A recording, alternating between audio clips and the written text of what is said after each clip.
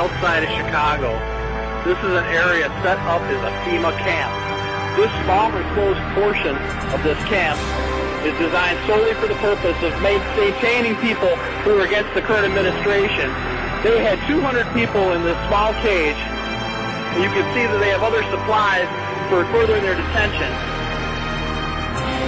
We have no idea how this is being done, kept away from the major media, but clearly it is. 200 people here is inhumane and completely wrong. In America, this just shouldn't be, and it's or facilities that have other uses but which could be quickly used to detain large numbers of people, such as this Amtrak facility in Beech Grove, Indiana. It also has these electronically operated turnstiles. In this portion of the parking lot is a brick building, suitable for processing, next to a gate that leads right out to the railroad tracks, and all of this is contained inside a fully fenced area, now 3 layers deep in fencing at this point. This U.S. Air Force train indicates federal and military involvement. This facility was supposed to have closed in June of 1993, yet instead several $1 million in federal funds have been spent on supposed renovations over the past 2 years. This small building is the only way into a particular fenced area.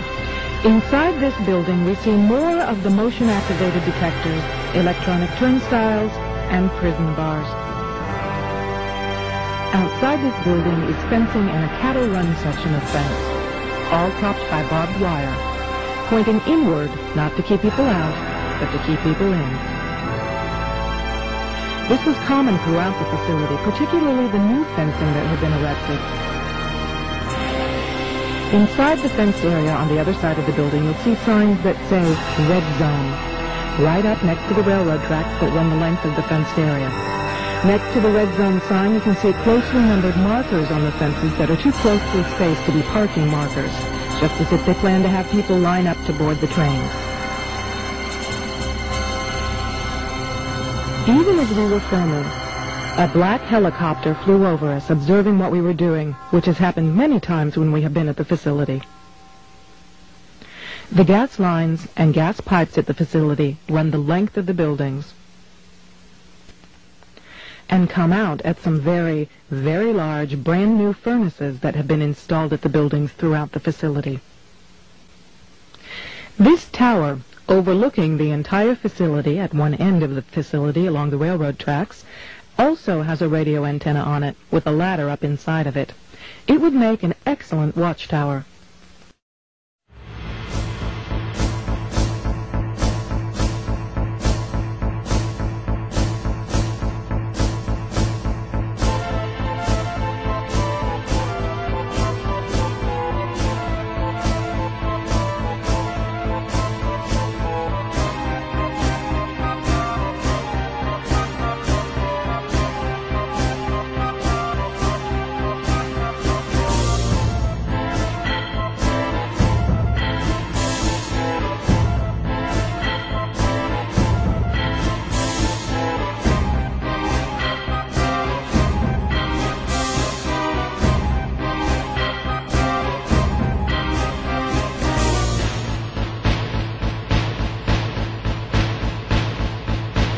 Well, Walmart, after the 9/11 attacks on the World Trade Center and Pentagon, they apparently decided that they needed to have a bunker.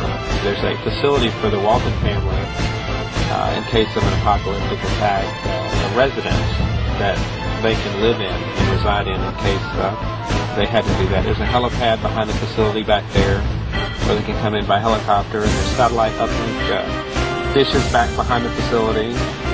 And most of it is underground, as you can see. You can't really see much from the gate, which is all fortified.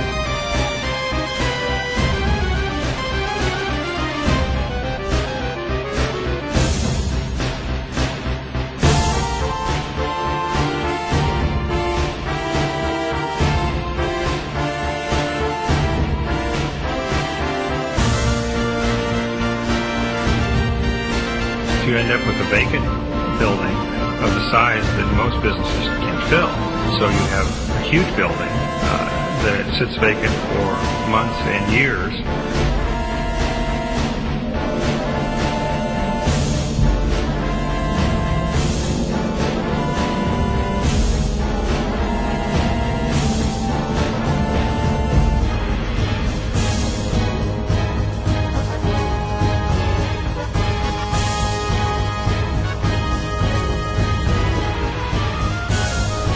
From North Carolina, I received these photos from friends of the ministry. I'm going to go over each one very carefully.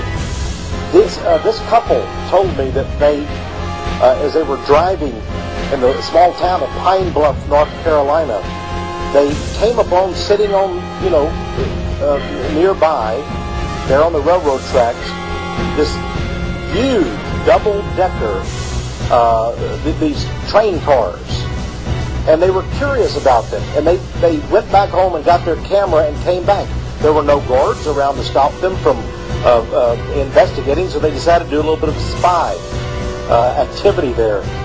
This shows you how very large this railroad car is. You can see the woman standing beside it. Notice these are like no railroad cars I've ever seen.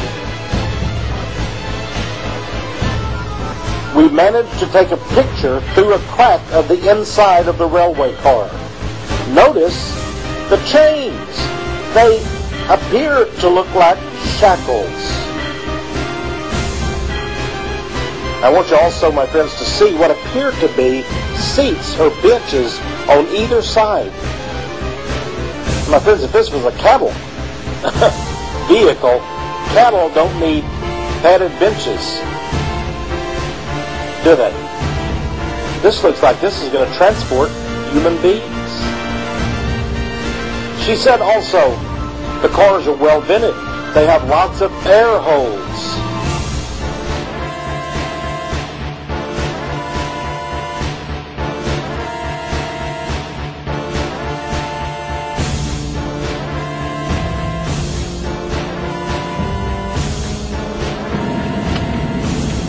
Row after row after row of abandoned buildings.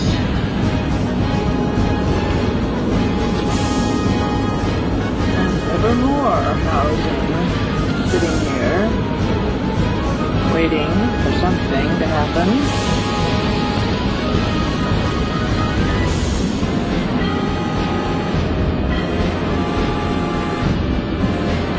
Few newer buildings.